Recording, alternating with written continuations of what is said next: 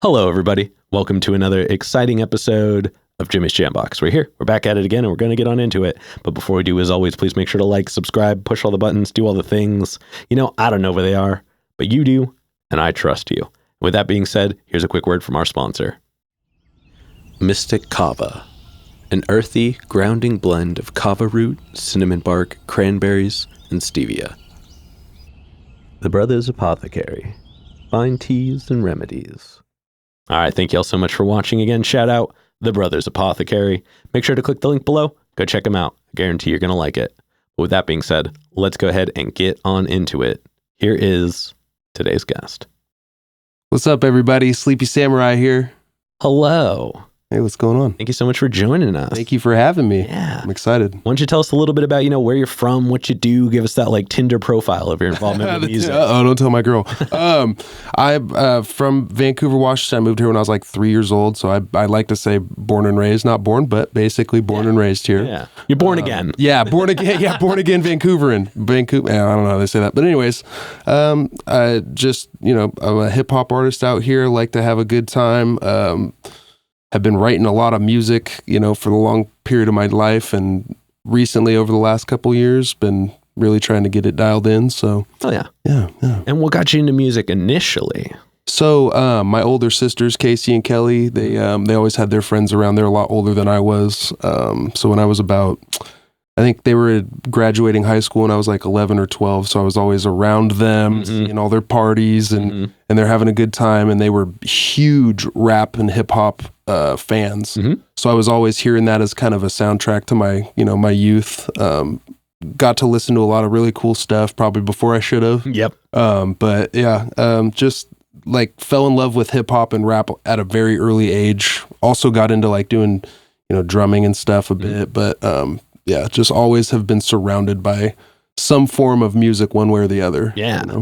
And so are you like a drummer, or like have you played drums in a band or anything like that? Or was that just kind of like a passive experience? So like, I like to say I taught myself how to play by listening to Led Zeppelin and just drumming. And then all of a sudden I got on a kit at my buddy's house.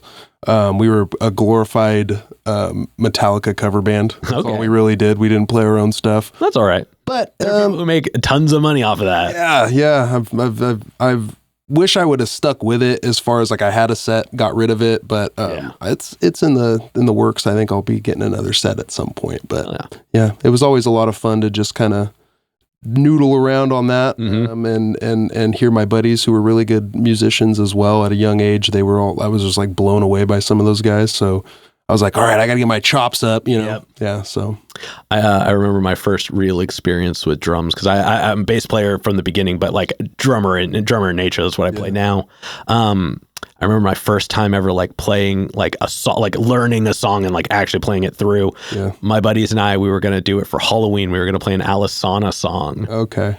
And we practiced for weeks and then didn't do it. Oh no. I know. But it was like we had to piece together two kits because we needed double bass and nobody had a double bass pedal, but our buddy had another bass drum. So you just doubled. Yeah. So I'm using two bass drums that don't match. They're different kick pedals. Yeah. Like I didn't know how a hi-hat worked. It was just a nightmare, but I learned the whole song.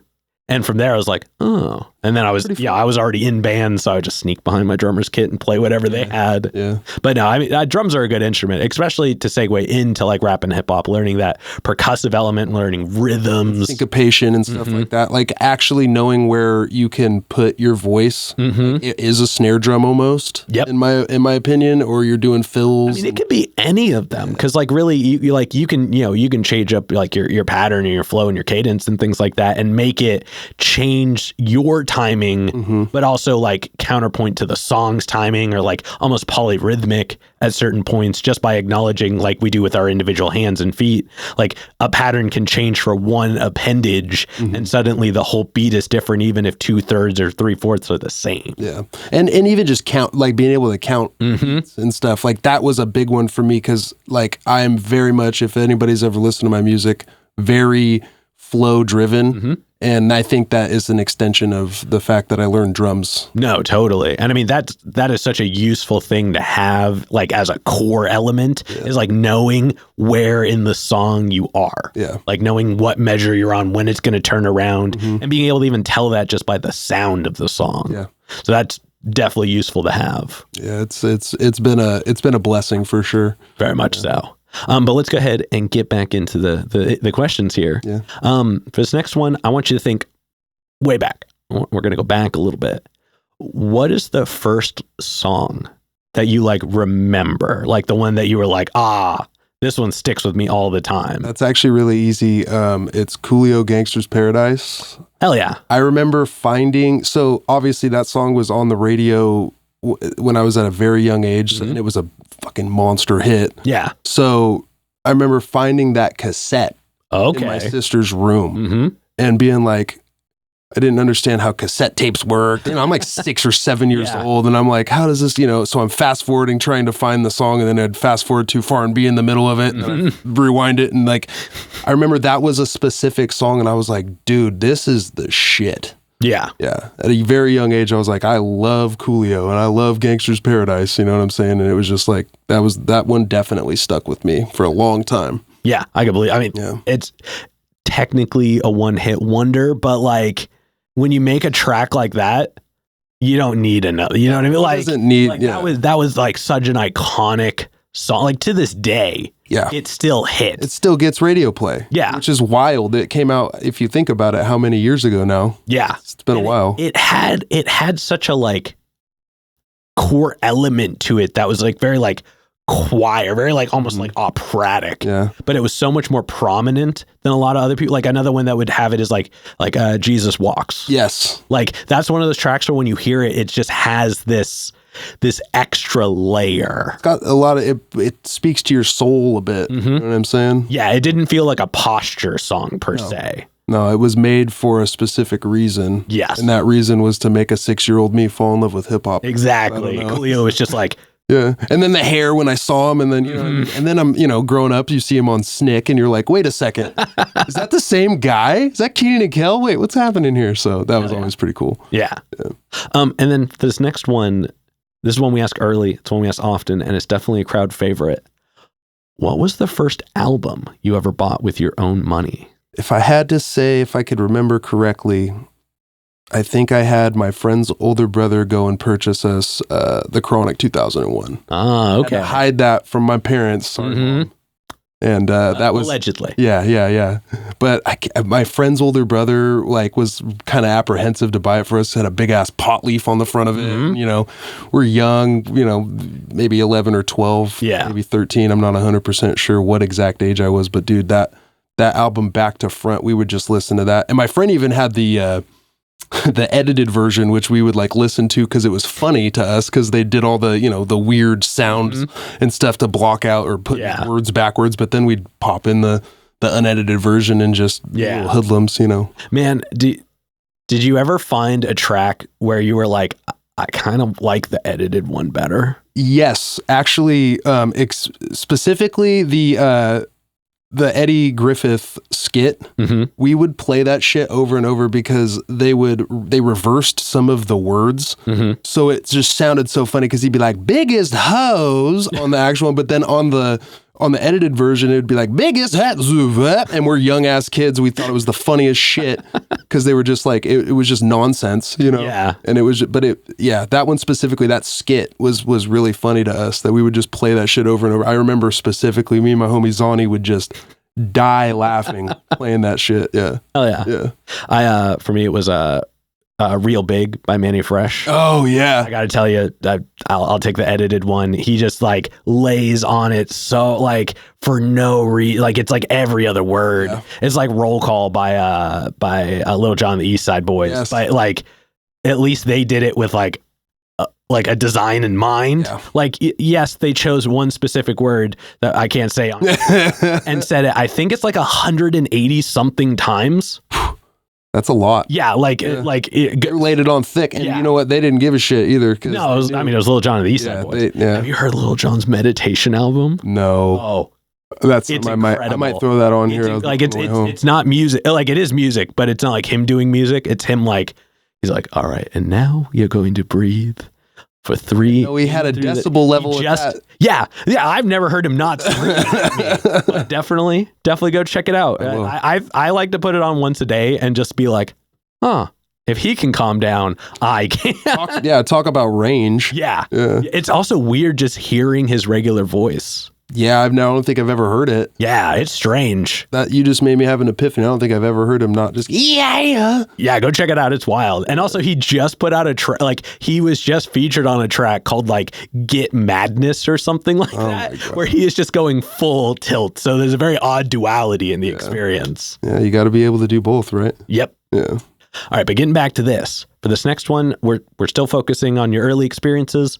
What was the first live show you ever went to? That was like one you wanted. So not like when like your sisters would have taken you to, or like somebody where your buddy was like, hey. Which I won't tell you which one my sisters took me to. They'll probably tell you in the comments, but I'm not gonna admit to that one. Well, I won't say anything if you don't. They might, it was but in I sync, won't. okay? God damn it, guys. My sister was like, I'm taking you with me. I mean, admittedly, I kind of wanted to go a little bit. Come on, I would have gone. Yeah. Oh yeah. They were a big deal. We're flying over the crowd and shit. Yeah. It was wild. Yeah. Like, that was technically the first concert I went to, but the one I wanted to go to that I went to without any parents or anything was Red Hot Chili Peppers. Oh, okay. The bridge tour. Oh, hell yeah. Yeah, that was amazing. Who were they playing with? Oh God, dude, I couldn't tell you the opening acts. Okay, still wasn't like somebody who like later became another thing. I'm not sure. I could probably go back and find out, but I don't. I'm off the top of my head. I couldn't tell you. That's all right. I mean, the Chili Peppers have such an odd presence in music. Like when you really like, because they'll just kind of disappear. Yeah. And then they'll show back up, and then they'll do something, and everybody will love it, and everybody will hate it at the same time, and then they'll go, and the drummer will continue to look like Will Ferrell. They're just so talented, all of them. You know what I'm saying? Like, Flea came out in I think he was wearing like one of those old school skeleton outfits, playing the trumpet, and it was just like so like my 7th grade brain was just like. I didn't know what was going on, you know? Yeah. You're like, wait, is that Flea? Wait, is that a trumpet? What is this, a ska band? Yeah, what's going on? And then they did a Stand Next to Your Fire as their encore. Okay. Dude, it brought the house. Oh, yeah, of course. Yeah, it was amazing show. I mean, they are, like you said, they are definitely such a talented group. Mm-hmm. And like I said, they've existed for so long. Like they have a multi-generational fan base. Yeah. So whether you're a fan of them or not, they exist. Yes. They are almost a timeless band in and of themselves. Mm-hmm. So I bet that was an experience. Also, incredible performers. Yeah. Oh, dude. Yeah. They when I say they brought that house down, we were. You know, they left the stage and for 15 minutes, people were standing ovation. Because they knew. They came back out. Yeah, they needed to wait for people to calm down. Yeah, they're like, okay, they don't know what we're about to hit them with next, right? And I was just like, oh my God, dude. That's an amazing show. Yeah. I also have to give props to them because they were the first group to ever like willingly call out the Super Bowl for pre-recording all the stuff. Yeah. Because they went out, they were like, we don't do this. And they were like, it's the Super Bowl, which, I get. But they went out and like Flea was literally playing his bass with a bass. Oh, like just, yeah. Like hitting it with a fish. You guys. Yeah, like they were like clearly not singing along. Like, and you were watching this on like, it's nationally televised. They can't do it again. And somehow that fits their brand. Yeah, like a bass with a fish. You know what I'm saying? Like, well, like they were like, hey, if we're not performing, because like the recordings, I believe, are recorded ahead of time. Yeah. So it's not like they're just playing the song. Mm-hmm. But like they were like, well, if we're not going to be actually playing, we're going to play along, but we're going to play along by our rules. In the very Red Hot Chili Pepper way. Mm-hmm. Yeah. I mean, they couldn't do the socks, so they had to do something else. Oh God, no, not the socks. That'll always go down in history. Yeah. That's like when Metallica cut their hair. Oh, that's like a moment in music history for some reason. Nobody thought it would happen, but it did. No, oh man, video evidence. Oh God, when it did. Yeah. Oof.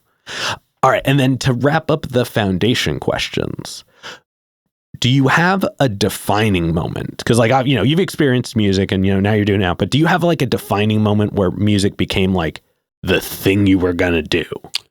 I couldn't really point to one specific. There's a few moments like where I would like, I'd be writing stuff or writing lyrics in my own little notebook and not telling anybody because, I was very, very like guarded with telling anybody that I even wrote raps because a lot of times, the number one thing, oh, what do you think you're Eminem? Yeah. Thing, but I would say like we used to go to like house parties and stuff, and this is getting a little bit, into high school and stuff, but we would go to house parties and another artist from around here, Lala, he's very talented and could freestyle with the best of them and has always been like one of the top tier freestylers I could even think of off the top of my head. And he would be in the party with a big circle around him and rapping and everybody's loving it. And then all of a sudden I said, you know what? Fuck this. I'm going to try and freestyle. And I did. He gave me props. People were like, dude, that was so sick. And I remember from that moment, I thought I was like, dude, maybe I could be a rapper. Maybe I could really go out because I enjoyed performing. I enjoyed being an entertainer. Like you can ask any of my family members. I've always been the person to like do the Jim Carrey impression or do all the stuff that made all the eyes kind of turn on me. Yeah. And I realized that I had a gift with writing at a very young age too. I would always write creative, like little short stories and shit. Yeah. And I think that was like the defining moment for me to go, dude, take it a little bit more serious. And then it still took some time for me to do that, to get the confidence to be able to go record music. It still took years for me to go record it, but I was always rapping at parties and writing stuff and thinking, I had a notebook that my friend threw away that I was like, this is going to get me signed. Why'd you throw this away? I went digging through the trash for it. So that's kind of when I was realizing like, you have a passion for it, just fucking jump head in, head first. No, I think that is exactly the answer to that question. Because I mean, like, I hope everybody has multiple instances that like reaffirm their decision, but everybody's kind of got to have a jumping off point. And I mean, that's a great one. I think like performing first long before like recording goes a long way. It shows you what people were kind of wanting and expecting and reactions from people. And then that also translated into when I started to record, I would always keep the crowd in mind. How is this gonna sound when I do perform it? Yeah, keep the performance in mind. Or even like if you're performing before you're recording, then you're going to record like you perform. Yes. And that, I mean, obviously you want it to sound more polished, but that's the engineer's job past that. Like, but if you were showing up just ready to dig into it, then they're going to have a recording of you already ready to go. Yeah. Hell yeah. Yeah, it was definitely, I look back on those moments fondly, from what I can remember, I should say, because it was a lot of partying and doing extracurriculars, as I'll call them. Yes. But since, that was basically it right there. Oh yeah. All right, now let's go ahead and let's dive on into you in the current day. But we're going to get a super easy one out of the way. Sweet. How did you pick your name? Okay, so a lot of people who know me knew I had 2 other rap names before this. And I'm very much influenced by like Tech Nine and strange music artists. So like I spelled my name like C Mills, but with 2 3s and a 1. And like I'm trying to like, kind of do the Tech Nine thing. But then I found that's really hard to tell people. Oh, how do you spell your name? Okay, it's C33M1LLZ. And I'd get like the fuck did you just say to me? Yeah, is that your locker combination? Yeah, what, did you just give me your social security number? I don't know what's happening here. I didn't know they had letters. Yeah, but so then I changed my name to MC Mills, which is just my last name and MC, but I still didn't feel like it was quite me because I just picked it. And I'm from the ilk that you don't get to pick your own nicknames. So long story longer, I trained martial arts for quite some time now, and I worked overnights. So I would always come in with my long hair and pulled up in a man bun, and fucking I'm going in with my buddy Amin, who's a badass in his own right, and we were just sparring one day, and I'm like coming in off of like a 9 or 10 hour overnight, and I always was walking in just super sleepy. Well, he looked at me, he goes, "You're like the sleepy samurai." And I said, "Bingo. What did you just say to me?" "You're the sleepy samurai, dude. You're always in here like half asleep, but you like still train and do all this stuff in your hair." And I was like, thank you. Yep. Because that is me in a nutshell, 100%. I'm always sleepy. I used to smoke a lot of weed. So like that played into it. My work ethic's very high. So like the sleepy aspect. And then the samurai, I'm very much like I try to keep honor in all the stuff that I do. Try to live the Bushido code as much as I can. Yeah. And it just was like the best nicknames are just like they're given to you and it's like, oh yeah, you're Flipper now, or whatever the fuck, what have you. But it was given to me. So I'm very, very appreciative. Thank you, Amin, if you're watching this, you goddamn gentleman. Hell yeah. Yeah. I mean, as far as artist names go too, it checks a lot of boxes. I mean, first of all, the alliteration, they both start with the same thing. Yep. It's obviously not something you want to make an acronym out of, but we've gone, actually, that's been brought up to me. Oh, why don't you make S? And I said, you're like, no. Let's take a little history lesson real quick. Go down that route. No. But I mean, like aesthetically, I mean, starting with the same letters, never a bad move. The like length of letters is good. It's easy to say, I mean, samurai is like an odd one to spell. Yeah, but autocorrect's going to fix it. You can remember it too. People, anytime anybody asks me what my name is and I go Sleepy Samurai, they go, that's a dope name. And that was reaffirmation for me to go, because nobody said MC Mills or C Mills was a fucking tight name at all. I saw that on their face. They wanted to go, that's stupid. Yeah. They were too nice. Or maybe I look too mean. I don't know. But yeah, that I really feel like that, like it's been over and over just been like, yes, this is perfect. Yeah. All right. And then let's go ahead and let's talk about your writing process. And we're going to break it up into chunks, but we're going to start right at the beginning. Okay. So when you get inspired, we're going to check that box right now. You're ready to make music. You're going to sit down, you're going to do some music. What are some of the things you do to get a track started? Well, I'm a little bit of a rare breed because I produce all my own tracks too. So I gotta, it's a fine balance to be a producer and a rapper. Yeah. So you have to know when to stop producing and start writing, because you can lose that feeling very quickly, especially if you are in the production side of it and you're hearing the same shit over and over and over again. And I mix my own stuff too. So by that time, if I get too far into it, I'm not even going to use this beat. I'm going to give it to somebody else. I'm going to try and sell it, do whatever. But there are times too, you go back and you listen to it and you go, oh, boom, there it is. Yep. But when you're saying inspired, right?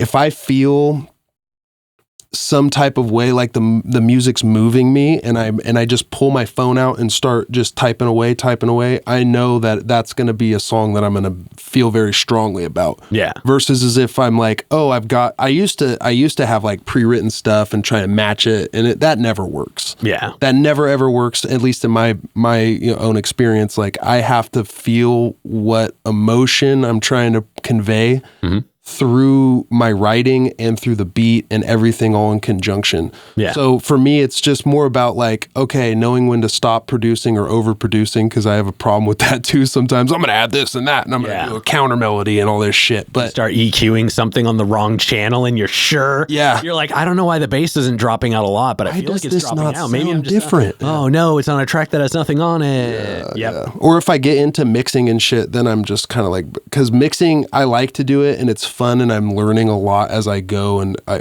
like 3 years ago, I thought I knew what I was doing and I had no fucking clue. This show has taught me exactly the same thing. Yeah, I get that. Mixing is a fickle beast in its own right. You know, it's very much a push and pull. I think that there are so many options now. Yeah. Like with oh, use this plugin for this, use that plugin for that, use this approach for this, use that, like, and a million how-to videos.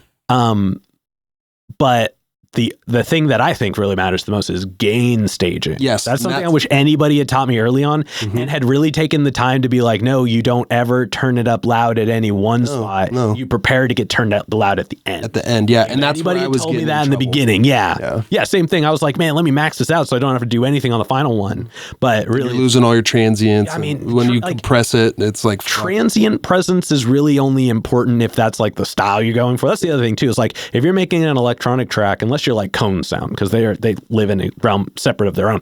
But unless you're like one of those people who like trying to really go heavily into sound design, like, you know, if you're making like, you know, a club banger, you're not going to really worry about trans. Yeah, you want them to you want max dB. Yeah. But if you're like a conscious rapper, you want those you want that dynamic. You almost want that like lack of polish even in certain spots to give it that, or like lo-fi. If you're doing lo-fi, the presentation doesn't happen in the volume; it happens in the space in between. Yeah. So the words that you're trying to convey. Exactly. Across. So even learning the styles needs is something that shows the sign of an educated producer. You know what I mean? And that's I got to give a big shout out to Young Lit Hippie, because he, I think it was almost 5 years ago now, he told me he was moving to LA. He wanted me to come with him. And I had just got a new job and got a new girlfriend, so I didn't go with him. But we have kept in consistent contact, and anything he learns, he's an open book. Yep. So like he's taught me so much about the mixing and gain staging. I had never heard that until he said it to me over the phone one time, and I go, "Oh, so I'm sending you everything too hot?" He goes, "Yeah, pretty much." Yeah. And so, and now recently I've just sent him, he said, "This is your best mix I've ever heard." And I was like, sick. I'm turning the corner, and I've heard it takes some time to do that, but I mean that, I don't think you should ever stop learning. Yeah, That's this like if I had $1 for every time I was just like, oh, maybe if I try this out, this is so much better than what I've been doing for the last. Why did I do it? Yeah. Why did I do it like that? And I mean, it's just some things you can't know until you know. Exactly. Some things you won't ever know. Yeah, and you don't know what you don't know. Yeah, exactly. Yeah, unknown unknowns. God damn, dude. Yeah. Yeah, that's where my inspiration really comes from, is knowing when to start the process of a production and start the process of writing, and then go back and there's times too where I'm mixing stuff. I'm like, I don't like this anymore. Yeah. I don't think this is as good, but then I'll play it for somebody with fresh ears, and it's like, they're like, this is fucking dope. I mean, if there was $1 too for every time an artist was like, I don't like this song, and then it ends up becoming one of their like best, and then they got to play it every single show they've ever done. Even some people are just apprehensive. I've used this example in plenty of other episodes, but one of my favorite bands is a group called Chromeo. They're a duo. They do like electronic funk, and they have this song called Mama's Boy. It's like a doo-wop track. It's super goofy. Yeah. It's like they usually do more like schmoozy music. Yeah. But this is it's kind of a silly song when you listen to it. It's just goofy. And the lead guy, Dave One, is like, this is a silly song. Yeah. But the guy who like does all the other stuff, because he does most of the other stuff, he's just like, no, trust me. This is trust the one. me. And people go nuts for it. It's just it because it exists almost in that realm where you're just like, you can't hate it because it goes. Yeah. But it's so strange and you love it. Out of their left field, right? Yeah. It's like, you're not expecting this. I'm sure Coolio feels the same way about Gangsta's Paradise. Yeah. Probably at this point, he's like, fuck, I don't want to do this damn song anymore, but they're going to pay me so much damn money to do it. Exactly. So, yeah. All right. And then once you've finished writing a song, so it doesn't have to be like produced and out, but you've finished pen on paper, all the words are there, and you're ready to practice it. How long does it usually take you to get comfortable performing it? So again, I'm in a rare spot where I'm listening to it all the time. Yeah. I'm from beginning to end almost, and now diving into the mastering process too, because I wanted to learn how to do all the first stuff, because mastering is its own thing. And we could do a whole episode on that alone. Yeah. So I think by the time I've got it recorded and I've mixed it and I've listened to it 400 times in my mixing process, it seems like I've almost got it down to where now I just got to find where my breaths are, and where, if I'm going on stage, how live do I want to be? Where can I breathe? If I need to leave a word out, what word can I leave out without fucking up like what the actual meaning of this line or that line is? Yeah, if the chorus like rolls into the verse, where do you stop the last word of the chorus to go into the verse first? Yeah, and I admittedly, I take out all my verses and I leave like the back tracks, but then I'll leave the hooks. Yeah, the ad libs and shit. But I'll leave the hook in so I can vibe with the crowd and say shit or get on with the hook and stuff. I mean, I think that if you're gonna leave something other than like ad libs, obviously, because of the supporting layers, if you have to leave something, the hook makes the most sense. Yeah. Because once you've said it twice, people should. The third time can just be for you. You know what I mean? Like you can just be like, like you said, you could just vibe with everybody. I say a lot of fucking syllables in a lot of my verses. So I'm like, Yeah. Like I just ran a marathon up there, Yeah, you can almost switch to ad-libbing your own pre-recorded hook if you really want Getting to. the crowd involved. Get people in with it. Crowd participation, that's the easiest one. But and since you produce your own stuff, I'm sure you make live versions of your tracks. And that is, man, if I can press one thing to be like it, whether or not you keep the vocals in, I get it. Mm-hmm. But if I can leave anything with everybody that ever watched this show ever, have live versions of your tracks. Like even if they have the backing vocals in it, like at least then it's different. At least then they're not listening to it off of Spotify. And if I could piggyback off that, make fucking radio edits. I'm still terrible at that. Mm-hmm. Make it, bounce it out, go back, delete all the bad words, the naughty words, and I say go a step further. Do what they used to actually do back in the day and write a radio edit version.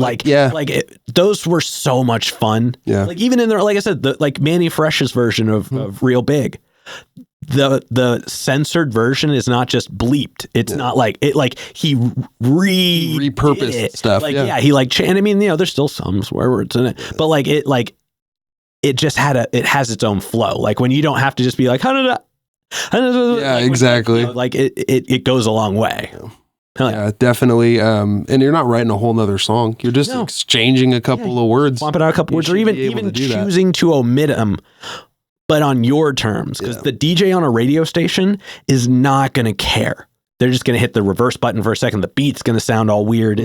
They didn't write the song, so they don't have a stake in the claim for the experience on the receiving end for whether people like yours or not. They'll just be like, oh, this isn't getting attention. We just won't play it anymore. Yeah. But they're not going to be like, it's not getting attention because we, chose to edit it. I accidentally made the beep instead of the reverse noise. Yeah, exactly. Like they're not looking into it that much. They're looking at how many people are requesting this. And they don't need to, I mean, not trying to throw anybody under the bus here. Like that's not their job. No, it's our job as artists to make things fucking applicable in any situation. Care about the experience of the audience. Like if you are putting, like you should write music for you, but if you're putting music out, you should put it out with the intent to be received. Yeah. It's like any good author is they know their core audience and they know what they have to say to make their core audience respond, accordingly. Yeah.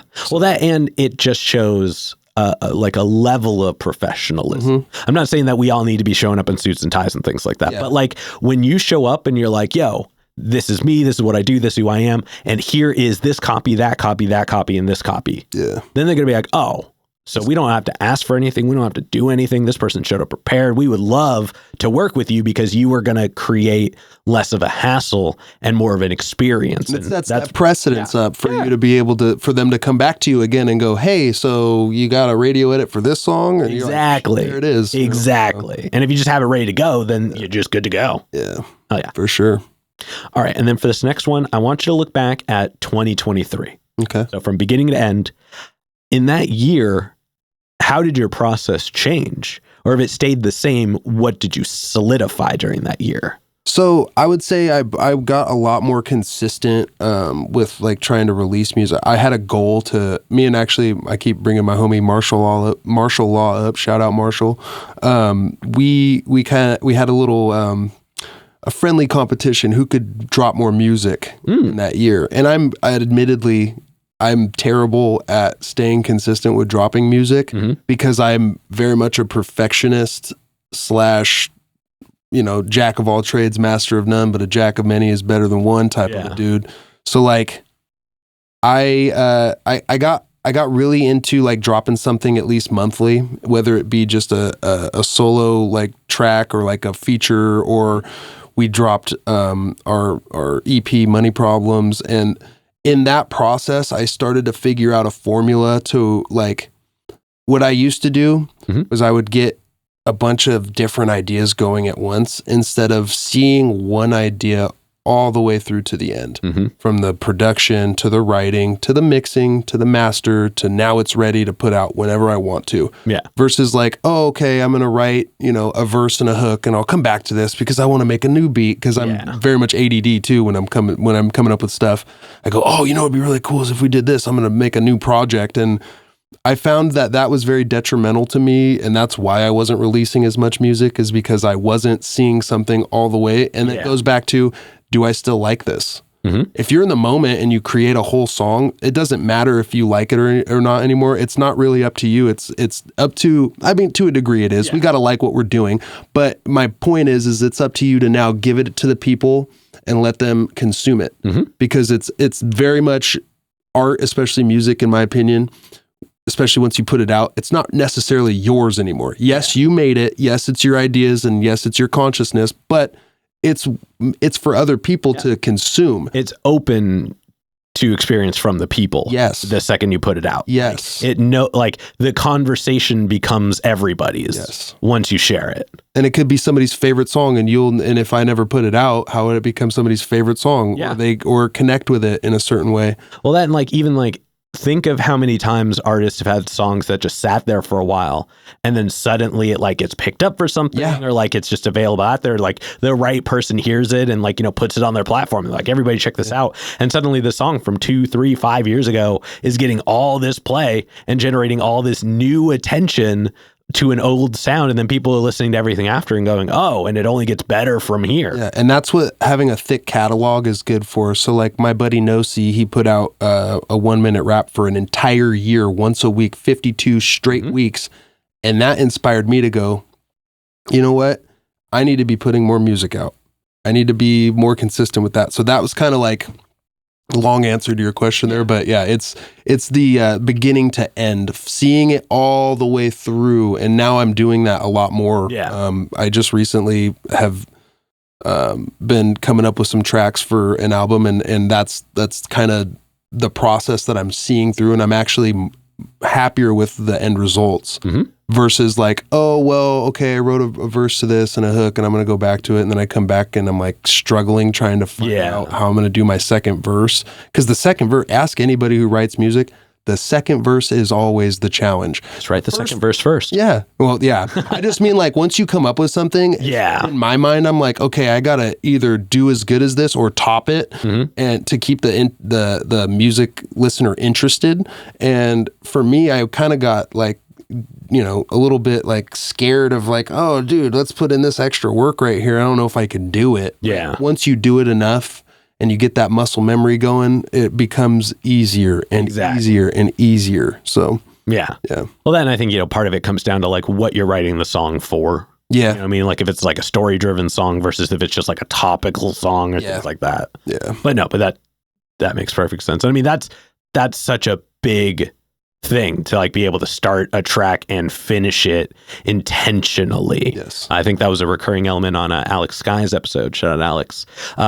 Intention in music is half of the battle. Yeah. If you have a reason for what you're doing and you can you don't even have to justify, you don't have to explain it, but if you have a reason, that stays as part of the fuel, that stays as started the presence 100%. of your choice to do it. So that sounds like a big growth point that happened last year. Yeah, it's definitely something that if I went back and could tell myself, dude, just stay the course. You're going to be able to do it. I don't know. Because I said, I used to smoke a lot of pot and I've recently got off of the weed too. Yeah. That's of this year. But I'm also seeing an uptick in the ability for me to write. And I used it kind of as a crutch. I was I need to smoke weed before I write something. And then all of a sudden I'm dude, I can write a verse way faster now. I can stay on it, and I know exactly what I'm trying to say before I say it. So it's if you either get busy living or get busy dying, you got to keep growing. A stagnant river just gets nasty. Exactly. So exactly. Yeah. Oh yeah. All right. Now I want to look at your current sound. So I want to look at the most recent music you put out, and I want to look at music that hasn't come out yet. Out of that sound, the current music and the way you're performing, what are some of the attributes of it that you enjoy? I would say my ability, kind of going back to what we were just talking about, my ability to convey specific emotions and messages and being a little bit more confident in the things that I'm saying and putting a little bit more soul into what I'm saying. Cause I just had a kid 5 months ago, and it really puts, a lot of people say this, and I was oh yeah, anybody could say this, but it's 100% true. If you got kids, it, and if you don't, and you're gonna have kids, you're gonna find out that the shit puts a total different perspective on your life. And I'm starting to make music, you could almost call it motivational, like to like give people a voice that may want to hear like, yo, it's all good. Things are going to work out for you and you're going to be just fine if you just keep finding what you love and doing it. Yeah. And that's kind of like, that's the real, like you say, the attributes, that's the real core thing that I really am enjoying right now with my music, is to be able to push a message of uplifting and happiness. Cause I'm a pretty fucking dark individual as far as like comedy stuff that I like and all that type of shit, you know, but I think we need a lot more of like a helping hand in this world. So you don't know what people need to hear when they need to hear it. Yeah. A lot of people suffer in silence. Yeah. So it's something I'm trying to, and I want to be able to play music for my kid that's not just fucking, yeah, you know, just not boats and hose. Exactly. Which, hey, there's a place and a time for it for sure. You know, No, totally. I've definitely got my fair share of of fun stuff like that. But it's also like I'm trying to put out a different vibe. Really trying to be more thoughtful, I guess, with what I'm saying, because I know in 10 years my kid's gonna be like, "You rapped? Yep. You listen to some music," and I don't want to have to like thumb through 40 different songs and Yeah, go, be okay, like, only listen to this one. I want you to listen to, right? Yeah. Yeah, we don't want to have any Cardi B moments. Nope, don't listen to that. You know what I'm saying? So, yeah, it's a lot more just thoughtfulness in what I'm trying to put out. Oh yeah. Yeah. Oh yeah. Yeah. And then again, looking at your current music, what is your favorite song to perform? Oh man, there's a few. If I had to pick one, which I probably will go into a couple, but one for sure is this song called Sleepy Time. And mostly because I had another song that I was doing at a studio and I had 2 hours booked the next day. And I was like, we already have half of the song done. I need to fill up 2 hours. So really quickly, I put together a beat and like started writing to it, had a verse and a hook done, and then I went to sleep. I woke up the next day to drive there, and I'm literally driving on the street, like writing a verse, and I even mention it in the verse, like on my way to Momentum Studio, hope I don't crash. And I'm fucking like, I don't know if this song's gonna hit. I got into the booth with needing like two more lines. And I came up with them on the spot, but then like, as I listened to it, I'm like, this is a fucking really dope song. I'm really proud of this one. And then when I perform it, it's one of those ones that gets people bouncing and moving and shit. And it's just like, dude, this was the exact right song for this time. And every time I perform it now, it's fun. I have theatrical things I do because I say I need more deposits, so I throw my wallet in the air and shit. And then Marshall already knows to grab my shit and put it in his pocket because I just keep a dummy wallet on there. Yeah, no, I probably should start doing that. You need to get like a Sleepy Samurai wallet. Oh, bro! And then that's just your one person each show. Just throw it out. Yeah, because then people like to he just throws wallet like. Yeah, that's yours, and it has like a business card or something. Yeah. That's a great idea. I might have to steal that. Yoink. I mean, it's your episode, so I can't throw out Sleepy Samurai wallet to work for me. Yeah, well, you could, but I would just be real appreciative of it. True, that'd just be free real estate. Yeah, for real. But yeah, no, that's a great idea. That song specifically, or a song. So like another song that I really enjoy doing is called "Oh My God." I admittedly don't have very many music videos. That was the first music video we ever did. And that was actually the first beat that I made when I was in my real early production, like trying to figure out what sounds good, where do I put stuff. That was the first beat that I was like, I could rap on this. This is good enough to rap on. And it's fun because I say, you hear me spitting, they getting religious. All of them people be saying, "Oh my God," and then I get the crowd, "Oh my God!" Yeah, and because you come back to that because that's an easy one to turn around. So the next time you point the mic at everybody, and they're like, "Oh, I know what to say," even though this is my first time hearing 3 it. words, right? And I get people, and I'm like, "No, louder!" Like we get people screaming that shit. So it's a lot of fun. That's always a really fun one. It's choppy. It's like got a lot of words, and I get to show off kind of how I can double time. It's like that one, Sleepy Time for sure, are my two favorite solo tracks to do. And then if I'm doing anything with my homie Nosi, it's definitely Natural Disaster, which we have a EP that we made called Natural Disaster, and then one with Martial Law called Money Problems. Oh yeah. That song is really fun because everybody needs money and everybody connects with it. You know what I'm saying? Anybody could use, I always say, who in here could use an extra $1,000? And people start going, this guy giving away money? Fuck no, I need some. Wait, he already threw his wallet. Yeah, what the fuck is going on with this dude? Sleepy Samurai.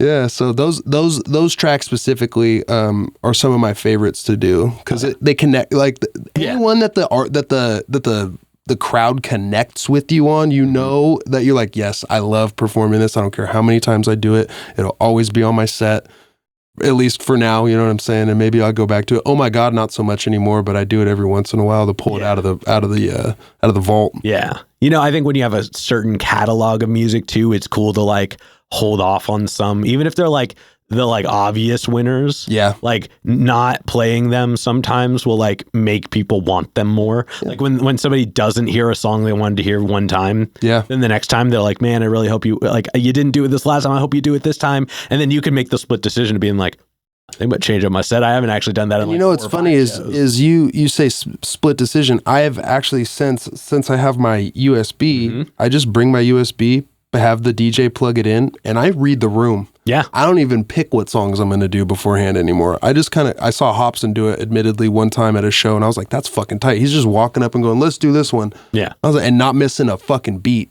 So like, I was like, shit, I'm going to start doing that. Thanks, Hobson, for the idea. I know I'm biting you a little bit, but still, it works. Yeah. Because if you're like, okay, if you go in and you're Trust like, me, he's not the only one that does it. Yeah. But that's the first person that I saw live do it. And I go, that's really cool because it shows that you can go on the fly, you know all of your music, and you can read the room in a sense that like, oh, I wanted to do this one. And it's like, you're taking a little bit of ego out of it. Yeah. I'm not choosing what songs y'all are hearing. You guys kind of are. I mean, I am in the sense where I tell them to play this, but I kind of can go, okay, this one's going to hit, I think. And sometimes I'm wrong. Sometimes I'm right. But that makes it a lot more fun for me because then I just got to know all my music. That's all. That's the only problem there. Well, that and eventually it gets to the point where when all of your audience knows your music, you can let them pick. Yeah. What song y'all want to hear? Exactly. Yeah. I remember I saw that once in it was a Metallica's like, I think it was the Binge and Purge tour. And he was like, what songs do you guys want to hear? What haven't you heard yet? And somebody said something. He's like, we already played that, dick. You were listening. He was having a few too many drinking blues. But no, like that's such a fun element when people know your music well enough that you could just be like, you decide. Yeah. I've got plenty. Yeah, it's definitely something that I used to really worry about. Okay, I got to know this one. I used to put all of my songs on one track and have explosions going off and shit. And that became like a fucking exercise in futility because I fucking would run out of breath and be like, yo, DJ, could you cut it for a second? Yeah. Give me a fucking yeah, right. But yeah, I very much enjoy it. It's fun. Yeah. Oh yeah. All right, now we've got one last question to go in this middle portion. Okay. And this is probably the densest question in the interview. But we've talked a lot about, your experiences with music, the actions, the reactions, what got you into it. But when it's just you and music one-on-one, what does music give back to you? I think it gives me a little bit of an outlet. Admittedly, growing up, I was really just kind of an angry at the world type of a dude. Coming from kind of a broken home and shit, you don't realize how angry you are until you start lashing out. Yeah. And then looking back and going, that was a fucking dick move right there. But it gives me an outlet and it gives me a way to also express myself. I wasn't ever the most eloquent with like how I could talk to people. And I've recently over the last few years been able to kind of buff that skill up a bit. But before, the only way I could get my emotions and my like what I'm trying to say out was through sitting down and thinking it out and writing it out, because other than that I would just get too jumbled up. So music has really given me the ability to express myself in a way that I never thought possible before. It was definitely also listening to music, like finding that song that's like, fuck, I'm pissed off, or oh, I'm sad, or I'm angry, I'm happy, whatever, what have you, like to be able to connect with it on a level that's emotional. It was kind of like therapy for me. It's very therapeutic to be able to find a song or make a song that that you need in that moment, you know? So it goes back to the type of music I'm making now is like, I'm making music for somebody who might need it. Maybe not now, maybe not tomorrow, maybe 10 years from now, whatever. But at some point they'll hear it. It's there when they need it. Holy shit, dude, this has been here this whole time. And it's for me too. Like I go back and listen to my old stuff and I go, man, what was I going through when I wrote this, or what, you know, who pissed me off? But you know, it's very therapeutic, I would say, to boil it down to one word. Oh yeah. Well, thank you for sharing that. Yeah. All right, now we're going to go ahead and we're going to move on to some hypothetical questions.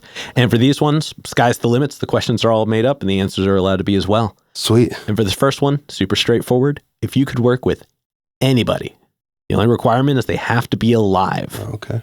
Who would you want to work with and how would you want to work with them? I think I've already mentioned him once earlier in this the interview, Tech9, for sure. Yeah. Hands down. Like that was the first artist I went to multiple shows and saw multiple different times throughout my life. And every time it was a different experience, but it was amazing. I would love to either produce something for him or just get on a track and go, you know, not bar for bar because that man might fucking eat me alive. But I would love to make music with him in any sort of facet or form. Yeah. Whether that's, you know, produce music for him or rap on the same track as him or get him on a feature, which might cost me an arm and a leg. So you'll let him go get a cool 8 in there. Yeah. Oh yeah.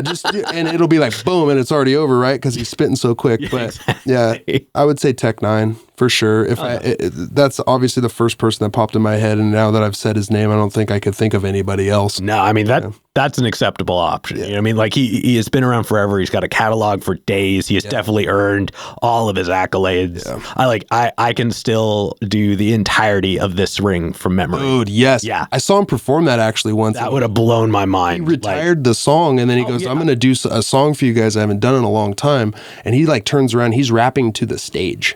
He's on his hands and knees like rapping to the stage. And I was like, dude, this guy, he just gets it. He understands what a performance is. You know, last time I saw him, he had 2 screens. He's out in one outfit. He does a costume change, comes out, and the guy that's on this screen that's wearing a costume is now a silhouette, and he walked out, as that costume. Nice. And he goes back, and this costume comes out on stage. So it was like his 3 parts of his set. Yeah. It's like different. And I was like, cool. Holy fuck, this guy is just on another level when it comes to like thinking things out. So I've always respected him and been a big influence by him. Hell yeah. If I said that right. Yeah. He's been a big influence on me, I should say. But yeah, Tech9, hands down. Hell yeah. Yeah. And then subsequently, who's a local artist that you're aware of that you haven't gotten to connect with yet, but you would like to? I've been around a while and maybe not made music with a lot of these guys, but Figure 8 and I have been talking for a long time about doing a track together. And admittedly, I'm trying, I think I've talked to him, reached out to him, and he said he's down to get on this collaboration album. Because I am working on a collaboration album right now with a bunch of artists from around here, some guys that I have worked with, some guys that I haven't, some newer artists, some artists that have been around for a while out here. And that's been actually some of the most fun, because for a producer, when you produce something and you give it to somebody, you're giving them a blank canvas. Maybe it's got like a blue or a red or a yellow on there as a background, but you don't know what the fuck. No, you don't know what they're going to do, especially if you didn't give them any like guidelines ahead of time. Yeah. So I definitely, I'm really interested and excited to be able to work with Fig, because he's shout out Figure 8, by the way. That motherfucker can rap, bro. Yeah. I knew he could rap the moment we were doing a show at the Cannabis Club, and I tell him this all the time, he freestyled every one of the fish that was in the room's name and like put it into a rap. And I was like, this motherfucker, I like started feeling I might not be able to do this. Like, you know what I mean? So like, definitely Figure 8. If I had to pick one off the top of my head, because we've known each other for almost like 6 years now, and kept talking, we got to do a track, we got to do a song. And then now it's kind of coming to fruition. A little slower than I want it to, but that's on me because I haven't sent him anything yet, but it happens. Yeah. But yeah, no, definitely looking forward to that one. Yeah, it's going to be dope. This is a side question. I was trying to think of this the other day, could not come up with it. What is Tech9's collab group name? Like when they do a grip of them together, it's called something. The Collabo albums, or you're talking about 816 Boys?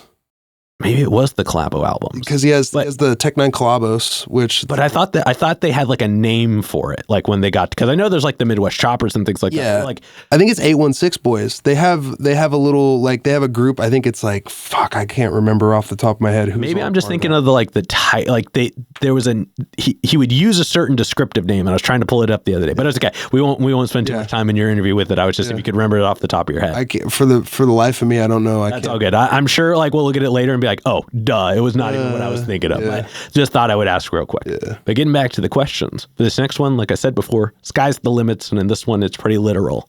But if you could perform anywhere in the world, and you wouldn't have to worry about crowd access or building stability or power, guaranteed best lineup, guaranteed best show, and it doesn't have to be a venue. It could be anywhere. Where would you want to perform? This might sound a little too on the nose, but I want to go to perform at the Pyramids. Okay.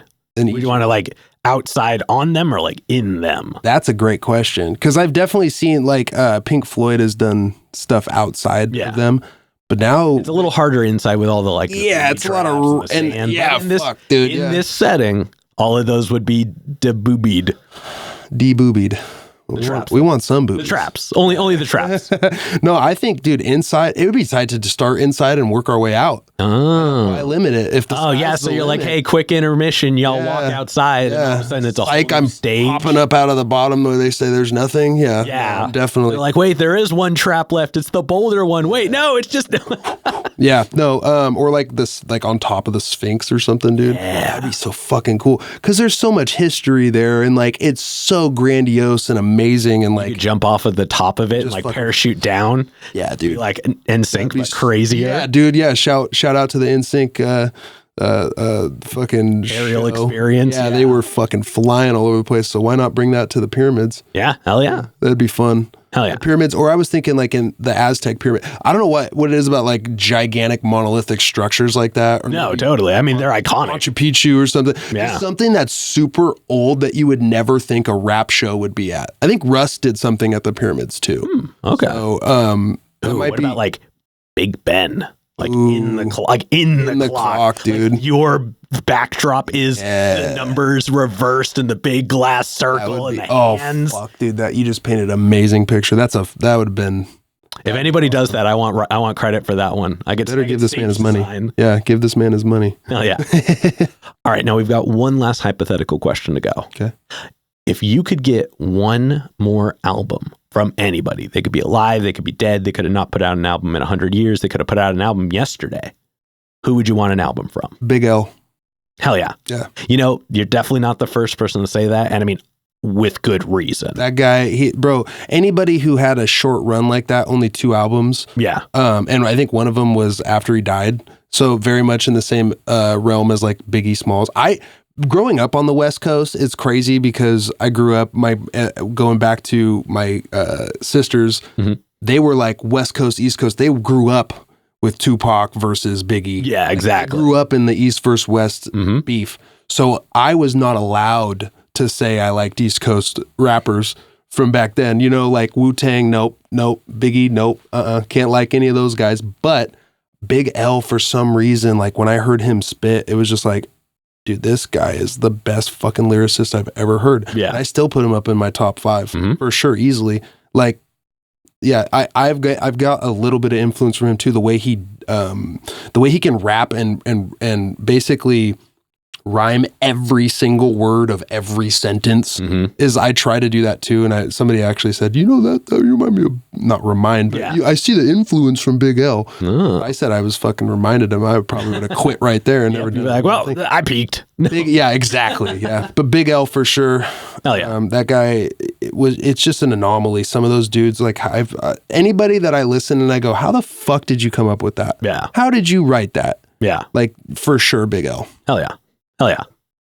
All right, we're going to go ahead and start wrapping this up. What can we look forward to for the first half of 2024? I'm, like I said, putting together a collaboration album. So if any artists out there would like to try and, get in touch with me, get involved with me, just shoot me a message on IG _sleepy_samurai. We'll try and see what we can make happen. I don't I don't like charging people for stuff. So I like to just make music because I like to make music. And if we make money off of it in the end, so be it. So if anybody's really trying to get out there, if it works, let's make something happen. I'm really just trying to focus on this collaboration album. I'm not going to say the name of it yet, but people have heard me mention it. So you might be able to look back and kind of do some reductive reasoning and see exactly what I'm going to call it. But I'm really excited for that one. Yeah, definitely looking forward to it. Dude, it's so fun to just work with multiple people and get like, oh shit, I didn't think you were going to write. Okay, I like how you came up on this and that and did all the different things, so really excited for that. Yeah, definitely looking forward to that.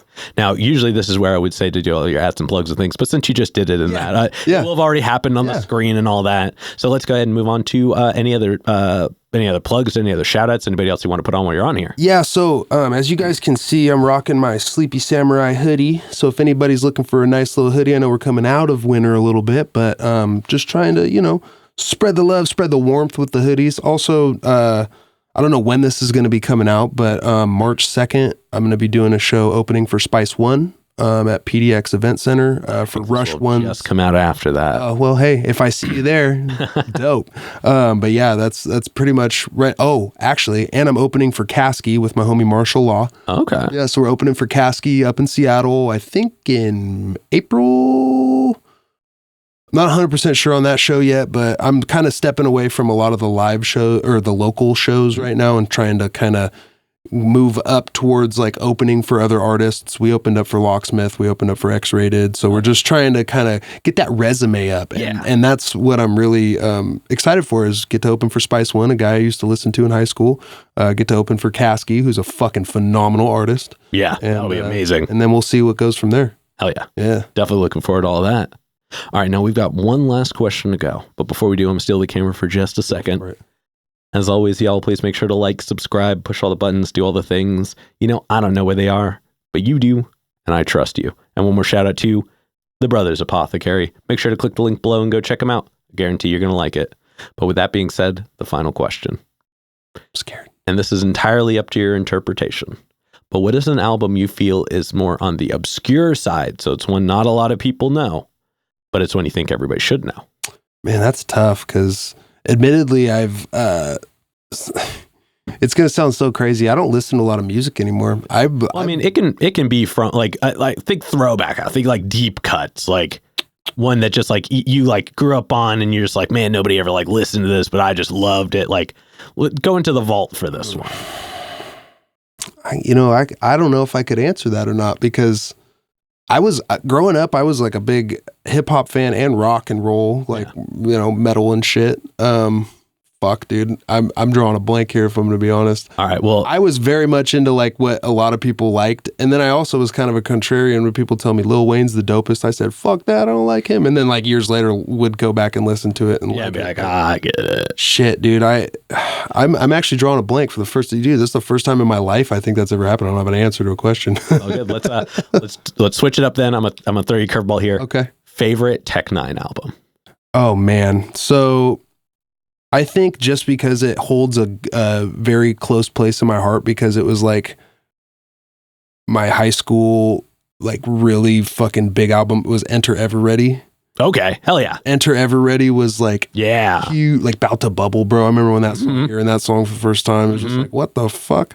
Come Gangsta, there's so many tracks on that album that are good. Yeah. I think All Sixes and Sevens though too holds up really well. Okay. I think that's one of his best albums. And then this might actually answer the one that you were like, he had an EP called Clusterfuck, and it was very short, like 5 or 6 tracks. And I don't know if a lot of people really listen to it or not. Yeah. I mean, I'm not super familiar with it either. So I'm going to answer. That'll be the answer from the last one, is Clusterfuck. It's a really cool, it's different. It's not like it's his style, but it's different, and I could see why he made it like a little 6-track. Oh yeah. Yeah. Oh yeah. Well, there we go. We got the answer. Figured it out. Yeah. You pulled it out of me, Jimmy. I every now and then I remember one that I want to recommend on here. So I'm going to follow you in a similar suit and stick with strange music for this one. Okay.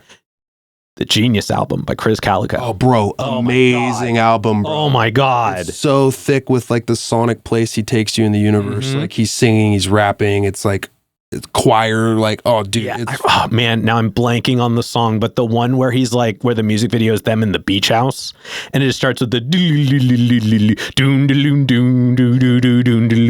it's just like that super beachy one, and then he opens up with I don't know. Yeah, I don't. I'm so mad I can't remember the name of the song now, but just go listen to that whole album. I covered that album every time I listen to it. It's a very easy one to just listen to front to back. Yeah. Chris Calico and Tech Nine in and of himself is amazing. But I also think he's always kept such talented people with him. And without Chris Calico, we wouldn't know Tech Nine the way we know Tech. With the Chris Calico. When Tech brought him back, like when he left. First of all, when he left, and Tech was like, "All right, I understand." Like powerful moment, and then when he came back, and Tech was like, "You never left. Like you were always strange." Yeah, he was like, "Yeah, you needed a break. You took a break. Welcome back from your vacation." Was that when he gave him the record deal at Red Rocks? Yeah, so I wanted to go to that show. Oh, that would have been amazing. I wanted to go to that show badly. And then the album he put out in 2022, like after he came back, I can't remember the name of it. Yeah, I'm blanking as well. Oh my God. He came out, so he gave everybody both barrels with that one. Like that, definitely go listen to that one as well. I'm sorry, I can't remember the name, but it was just... He's a fucking talented artist. Yeah. I met them at a meet and greet, and he was like the most humble person there too. Because I was like, "Hey, dude, I can't believe how you can rap and sing." He was like, "Oh, thank you He was like genuinely like, "Thank you very much, sir. I appreciate." Shook my hand and was just like a fucking. You could tell that man is a dope individual. Yeah, he's also coming to Portland soon. So okay. Well, maybe we'll get him on here. Yeah. Hey, there we go. That'd be fucking dope. Hell yeah. All right, but we're going to get up on out of here. Thank you so much for joining us today. Thanks for having me, man. I'm really, like I told you, I really appreciate the platform that you're giving to these local artists out here to have us come out and kind of tell our stories. And I appreciate you letting me do that. Oh, thank you. Yeah, happy to have you. For sure. And this has been another exciting episode of Jimmy's Jambox. I'm Jimmy. I'm Sleepy Samurai. And we're signing off. Later, y'all. That's a wrap. This is not a podcast. This is a show.